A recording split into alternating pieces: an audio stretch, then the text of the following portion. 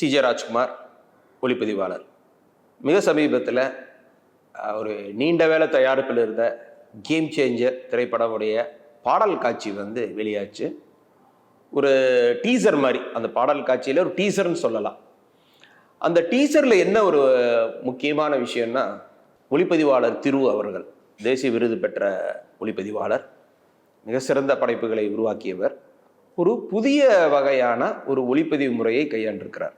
என்னன்னா infrared cinematography அப்படின்னு ஒன்று இருக்குது. இது பொதுவாக வந்து பார்த்திங்கன்னா ஒரு கமர்ஷியல் திரைப்படங்களில் அதிகமாக பயன்படுத்தினது இல்லை. இந்தியாவிலையும் பார்த்திங்கன்னா இது ஒரு முதல் முயற்சியாக இது கண்டிப்பாக சொல்ல முடியும். ஏன்னா ஏற்கனவே வந்து ஹாலிவுட்டில் சில திரைப்படங்கள் வந்து ஒரு டே ஃபார் நைட்டில் அந்த மாதிரி ட்ரை பண்ணிக்கிறாங்களே, ஒரு பாடல் காட்சிக்கு ஒரு நிறத்தன்மையை வந்து ஒரு மாற்றக்கூடிய ஒரு அளவில் ஒரு ஒளிப்பதிவுனா இது யுக்தி வந்து இந்த இன்ஃப்ராரெட் ஒரு வித்தியாசமான ஒரு டோனல் ரேஞ்ச் வந்து இதில் வந்து ஒரு கலர் செப்பரேஷனு எல்லாமே வந்து இதில் அபாரமான ஒரு தன்மையை வந்து உருவாக்கியிருக்கு. இந்த இன்ஃப்ராரெட் ஒளிப்பதிவு அப்படின்றது என்ன அப்படின்றத திரு அவர்கள் பயன்படுத்திய இந்த யுக்தி என்ன, இதனுடைய தொழில்நுட்பம் என்ன அப்படின்றத இந்த வீடியோவுடைய நோக்கம்.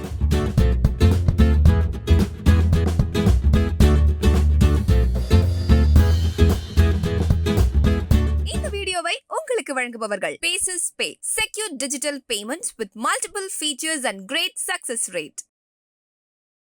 இன்ஃப்ராரெட் அப்படின்றதுக்கு முன்னாடி வந்து விசிபிள் ஸ்பெக்ட்ரம் அப்படின்னு சொல்லுவோம். நம்ம ஒளிப்பதிவு செய்யறது என்னன்னா, கண்ணுக்கு புலப்படும் ஒளியை தான் நம்ம வந்து சினிமோட்டோகிராஃபி பண்றோம், இல்லை போட்டோகிராஃபி பர்பஸ்க்கு யூஸ் பண்றது. அது வந்து 400 700 நானோமீட்டர்னு சொல்லி நம்ம சொல்லுவோம். ஸோ ஒரு 400 நானோமீட்டர் கீழே இருக்கிறது அல்ட்ரா வயலட் ரேஸ் அப்படின்னு சொல்லுவோம். 700 நானோமீட்டருக்கு மேலே போகிறது வந்து இன்ஃப்ராரெட் ரேஸ் அப்படின்னு சொல்லுவோம். ஸோ இப்போ வந்து நம்ம ஒளிப்பதிவு செய்கிறது என்னன்னா, 400 700 நானோமீட்டர் வேவ் லென்த் உள்ள ஒளியை மட்டும்தான் பதிவு செய்கிறோம். ஸோ இதுக்கு கீழே வந்தால் அல்ட்ரா வயலட் ரேடியேஷன் வந்துடும். அதுக்கு வந்து யூவி ஃபில்டர் போட்டு நம்ம கட்டுப்படுத்திடுவோம். ஆரம்ப காலத்தில் ஃபிலிம் இருந்த காலகட்டத்தில் யூவி ஃபில்டர் போட்டுருவாங்க லென்ஸுக்கு முன்னாடி. ஏன்னா அல்ட்ரா வயலட் ரேஸ் வந்துருச்சுன்னா நிறத்தன்மை வந்து ஒரு ஆக்வர்டான ஒரு ப்ளூவுக்கு வந்து போயிடும். அதே மாதிரி வந்து நம்ம 400 ஒரு 700 நானோமீட்டர் கூடவே வந்து பார்த்தீங்கன்னா டிஜிட்டல் சென்சார் அப்படின்றது வந்து கொஞ்சம் இன்ஃப்ராரெட் ரேஸை வந்து சேர்த்தியே ஒளிப்பதிவு செய்யக்கூடிய தன்மை வாய்ந்தது. அதனாலேயே சென்சாரில் என்ன பண்ணுவாங்கன்னா, ஒரு இன்ஃப்ராரெட் ஒரு லேயரை வச்சு அந்த ஒளி 700 நானோமீட்டருக்கு மேலே உள்ள ஒரு ஒளி வேவ் லென்த்தை வந்து பதிவு செய்யாத மாதிரி உங்களுக்கு வந்து உருவாக்கப்பட்டிருக்கு சென்சார் டிஜிட்டல்ல. இப்போ இந்த பாடல் காட்சியில என்ன பண்ணியிருக்கிறாரு அப்படின்னா, 700 நானோமீட்டருக்கு மேல உள்ள ஒரு வேவ் லென்த் வந்து அதை வந்து அவர் வந்து படமாக்கி இருக்கிறார். ஸோ அதை வந்து எப்படின்னா, பாடல்கள் வந்து ஒரு நிறத்தோற்றத்தை வந்து முற்றிலும் வித்தியாசமாக மாற்றி அமைச்சிருக்கிறாரு. மெயினா வந்து இதுல வந்து என்னன்னா, கலர்ஸை வந்து அவர் வந்து பயங்கரமா பிளே பண்ணி இருக்கிறாரு.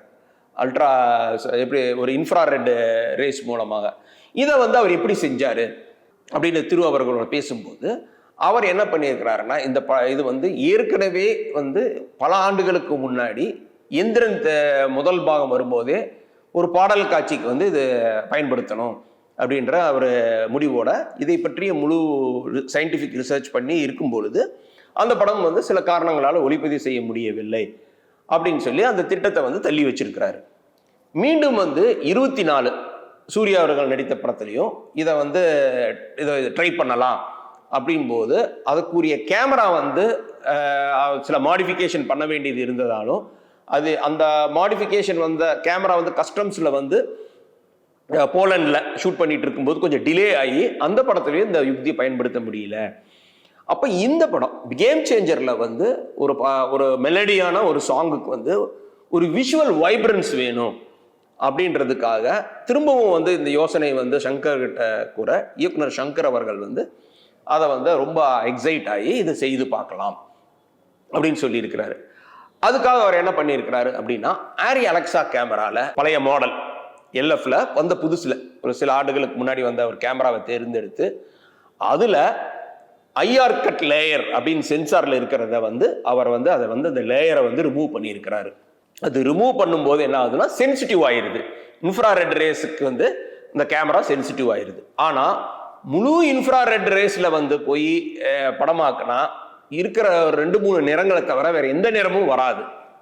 அப்ப அவர் என்ன பண்றாருன்னா அதற்கான ஃபில்டர்களை பயன்படுத்துறாரு மெயினா.